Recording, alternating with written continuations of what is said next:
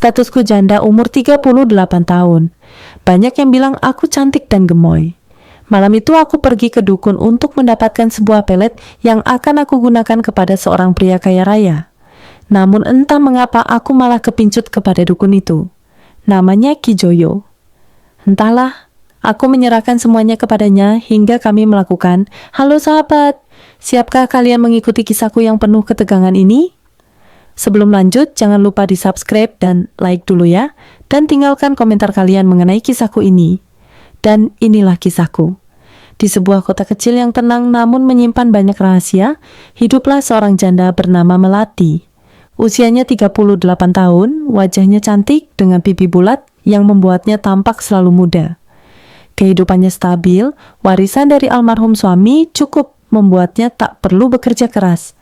Namun satu hal yang terus menghantuinya, kesepian. Melati sudah lama menaruh hati pada Arman, pria parubaya pemilik showroom mobil mewah di kotanya. Arman duda kaya, berkarisma, dan tampak selalu dikelilingi perempuan. Namun Melati tahu dirinya berbeda. Ia punya pesona, hanya saja butuh sedikit bantuan untuk membuat Arman menyadarinya. "Aku capek nunggu keajaiban," gumam Melati di depan cermin sambil memulas lipstik merah D5. "Kalau cinta nggak datang sendiri, ya aku jemput." Keesokan harinya, dengan langkah ragu tapi tekad yang bulat, Melati menuju rumah seorang dukun terkenal yang tinggal di pinggiran kota. Namanya dikenal masyarakat sebagai Ki Joyo, pria parubaya, misterius. Namun, katanya ampuh untuk urusan asmara. Rumah Ki Joyo tampak sederhana dari luar, berdinding kayu tua dengan halaman penuh tanaman obat. Ada aroma dupa samar yang menyambut Melati begitu ia mengetuk pintu. Seorang pria berjubah hitam dengan rambut panjang sedikit beruban membukakan pintu. Sorot matanya tajam, tapi tak menakutkan. Justru ada sesuatu yang membuat Melati merasa aman. "Silakan masuk, Anduk," ucap Ki Joyo pelan, tapi mantap. "Kamu datang karena hati yang kosong, bukan?" Melati tersentak. "Kok tahu, Ki?" Ki Joyo hanya tersenyum kecil, lalu menyilakan Melati duduk di tikar pandan. Di hadapannya ada meja kayu rendah berisi botol-botol kecil, bunga kering, dan selembar kain putih yang di atasnya terlukis simbol-simbol aneh. "Aku ingin seseorang jatuh cinta padaku, Ki," kata Melati akhirnya. "Namanya Arman. Dia kaya, duda juga. Tapi kayaknya nggak ngelirik aku sama sekali." Ki Joyo mengangguk pelan. "Kalau kamu cuma ingin tubuhnya, aku bisa bantu. Tapi kalau kamu ingin hatinya, itu urusan yang lebih rumit." Melati menatap mata Ki Joyo lekat-lekat. Entah kenapa, untuk pertama kalinya sejak lama, hatinya bergetar bukan karena Arman, tapi karena pria tua di hadapannya. Ki Joyo mulai meracik sesuatu dari botol-botol kecil di hadapannya. Tangannya cekatan mencampur bunga kering, serpihan kayu gaharu, dan sejumput abu beraroma aneh ke dalam sebuah mangkuk tanah liat. Ia membaca mantra lirih dengan suara serak namun menenangkan. Melati duduk diam, memandangi gerak-gerik lelaki itu. Ada sesuatu dalam caranya bicara, caranya meracik, yang terasa penuh ketulusan. Tidak seperti dukun lain yang biasanya penuh gaya dan menakut-nakuti, Ki Joyo justru seperti sedang memasak untuk seseorang yang ia sayangi. "Ini minyak aura," kata Ki Joyo, sambil menyerahkan botol kecil berwarna biru tua. "Teteskan 3 kali ke pergelangan tangan sebelum bertemu Arman. Jangan berharap instan. Mantra hanya memperbesar getaran, sisanya kamu yang mengusahakan." Melati mengangguk, tapi matanya tak bisa lepas dari Ki Joyo. "Ki," bisiknya pelan, "apa panjenengan pernah jatuh cinta?" Ki Joyo menatap Melati lekat-lekat. "Cinta, Anduk, kadang datang bukan dari yang kita inginkan, tapi dari yang kita butuhkan."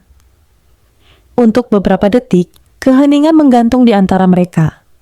Tatapan mereka terkunci, dan untuk alasan yang belum ia pahami, Melati merasa dadanya hangat. Keesokan harinya, Melati meneteskan minyak aura pemberian Ki Joyo ke pergelangan tangannya. Aromanya lembut, seperti campuran melati, kayu manis, dan sesuatu yang tak bisa ia kenali, tapi membuatnya merasa damai. Ia berdandan rapi, mengenakan blus putih dan rok panjang selutut. Hari ini ia berencana mampir ke showroom Arman, seolah kebetulan lewat. Namun, saat berhadapan langsung dengan Arman, Melati justru merasa canggung. Arman tetap ramah, menawarkan kopi dan mengobrol basa-basi, tapi tak ada sinyal lebih dari sekadar keramahan biasa. Bahkan ketika ia menyentuh lengan Melati sambil tertawa, Melati justru merasa datar. Kenapa hatiku malah nggak berdebar, batinnya. Padahal ini pria yang selama ini ia dambakan. Dalam perjalanan pulang, Melati malah memikirkan Ki Joyo. Wajah teduh itu, suara parau namun menenangkan, dan caranya memandang seakan bisa menembus pikirannya. Ya ampun, kenapa jadi mikirin dia sih? Melati menggumam di balik kemudi. Aku kesana buat Arman, bukan buat jatuh hati sama dukun. Tapi diam-diam, ia tahu, ada yang mulai berubah dalam dirinya. 2 hari berlalu sejak pertemuan dengan Arman. Tapi yang ada di kepala Melati justru senyum tenang Ki Joyo, dan tatapan mata yang seakan tahu semua rahasianya. Rasa penasaran dan rindu yang tak biasa menggerakkan langkah Melati kembali ke rumah kayu di pinggir kota itu. Ki Joyo sedang menyapu halaman ketika Melati datang. Ia menoleh dan tersenyum kecil seolah sudah tahu Melati akan datang lagi. Minyaknya kurang ampuh ya? Ki Joyo bertanya sambil tetap menyapu. Bukan itu, jawab Melati jujur, menunduk malu. Aku cuma pengen ngobrol. Ki Joyo berhenti menyapu, menatapnya. Kadang, yang datang kedua kali bukan cari solusi, tapi cari tenang. Melati duduk di beranda rumahnya, mencium aroma dupa samar yang mengambang di udara. Ia merasa nyaman. Bukan karena mantra, bukan karena tempatnya, tapi karena pria di depannya.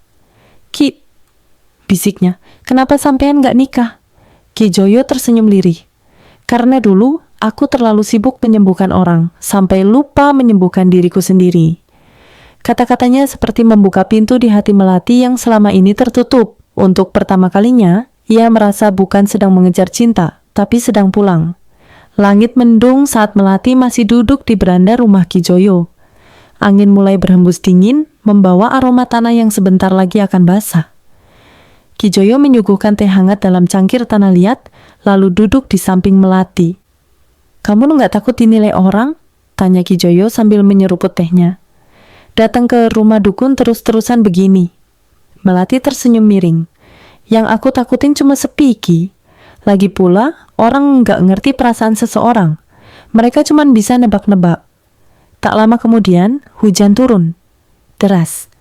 Bunyi rintiknya di atap rumah kayu itu, seperti alunan musik alam yang menenangkan. Melati tak segera pulang. Mereka hanya duduk bersebelahan, saling diam, namun nyaman. Lucu ya, gumam Melati.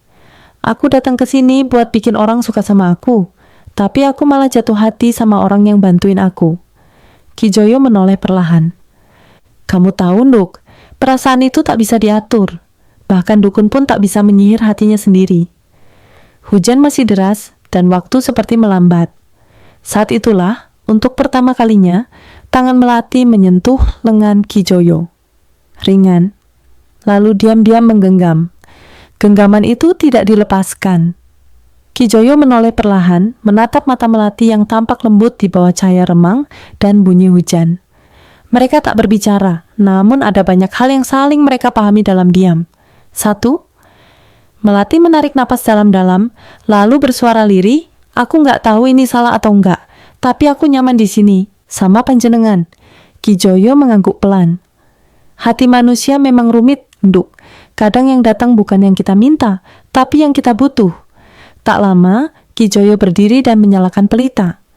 Suasana dalam rumah jadi hangat, bercahaya kuning lembut. Melati berdiri perlahan, melangkah masuk ke dalam. Mereka berdiri berhadapan, hanya beberapa jengkal jaraknya. Kalau ini dosa, Melati berbisik. Aku rela menanggungnya, asalkan rasanya tetap seperti ini. Ki Joyo menatapnya lama. Kita bukan lagi bicara soal mantra, Nduk. Ini soal 2 jiwa yang ketemu dalam sepi. Dan malam itu, untuk pertama kalinya dalam hidupnya sejak lama, Melati tidak tidur sendirian. Matahari pagi menyelinap masuk lewat celah-celah jendela kayu.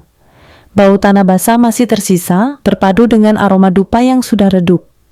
Melati membuka matanya perlahan. Ia terbaring di atas kasur tipis dengan selimut kain batik menutupi tubuhnya. Di sampingnya, Ki Joyo duduk bersila, memandang keluar jendela. Kamu udah bangun, katanya lembut, tanpa menoleh. Melati duduk perlahan, menarik selimut, menutupi dada. Maaf, aku nggak tahu harus gimana sekarang. Ki Joyo menghela napas pelan. Nggak perlu minta maaf. Aku juga manusia, bukan malaikat. Aku punya hati. Mereka saling berpandangan. Tak ada penyesalan di wajah Melati, hanya kelegaan yang tak bisa dijelaskan. Ia tak pernah merasa seutuh ini sebelumnya. Bukan karena pelukan semalam, tapi karena seseorang akhirnya mengerti dirinya tanpa perlu dijelaskan.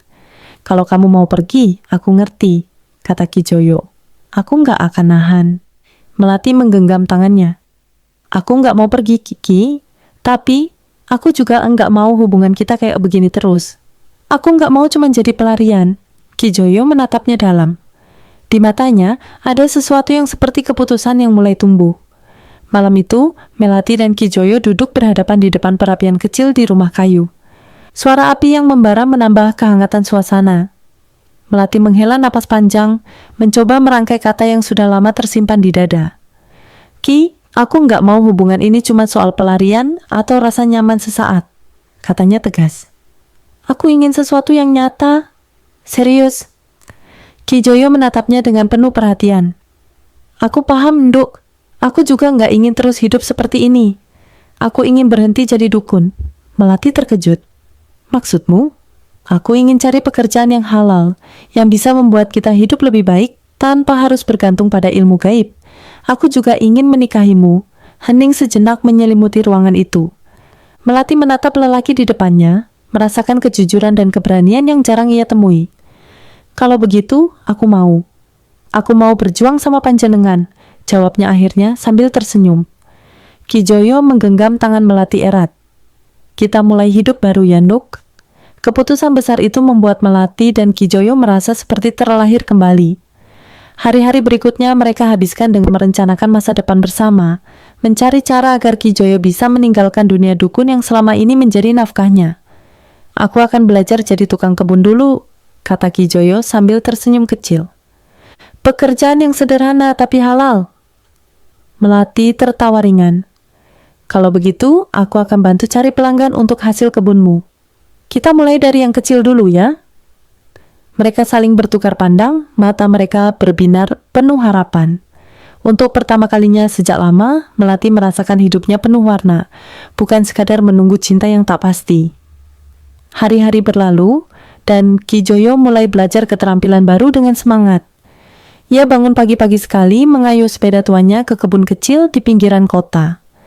Di sana ia belajar menanam sayur, merawat tanaman, dan memetik hasil bumi dengan tangan sendiri, sesuatu yang belum pernah ia lakukan dalam hidupnya sebagai dukun. Melati selalu ada untuk memberinya semangat.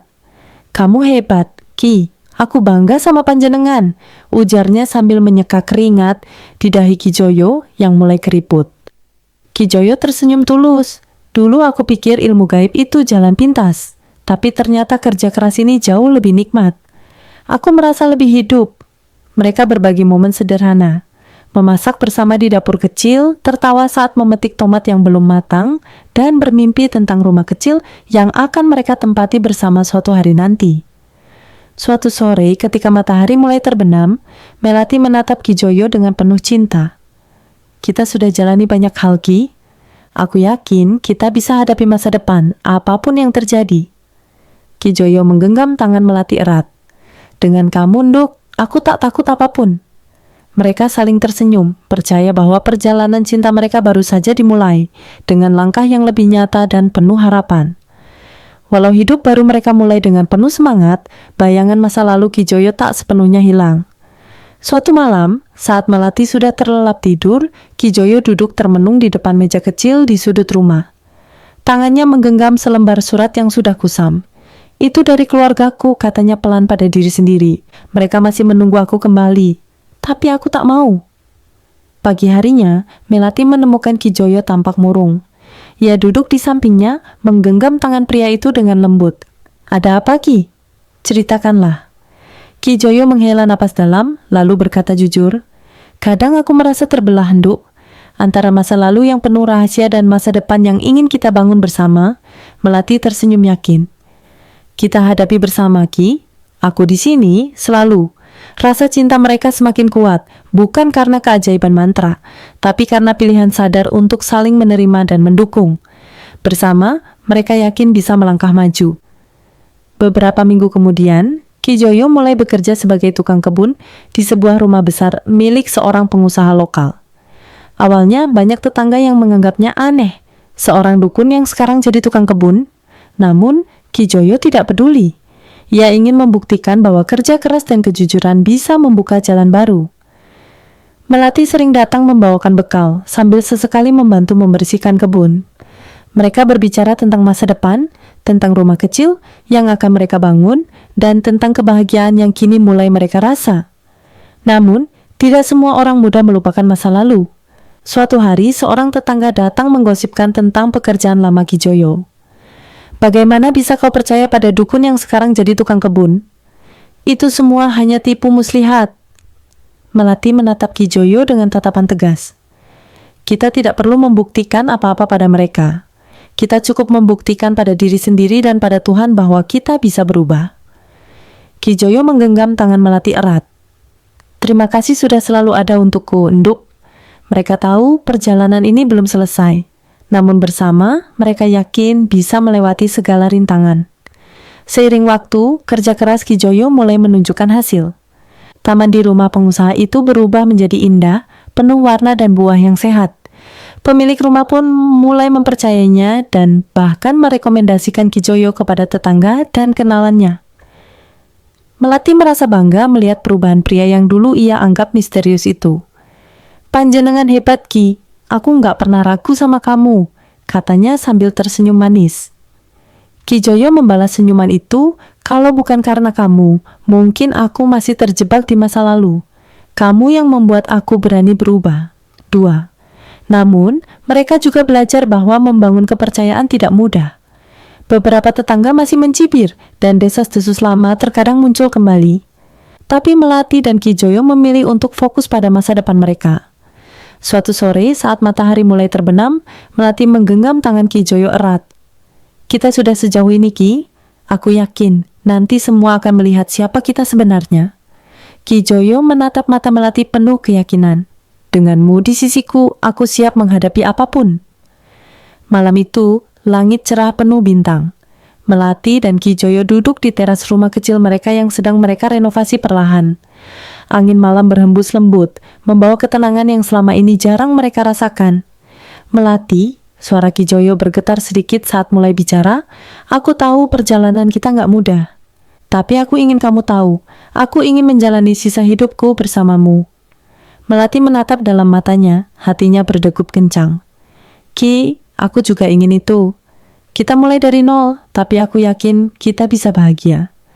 Ki Joyo mengeluarkan cincin sederhana yang selama ini disimpannya. "Maukah kamu menikah denganku?" Dengan mata berkaca-kaca, Melati mengangguk pelan. "Ya Ki, aku mau."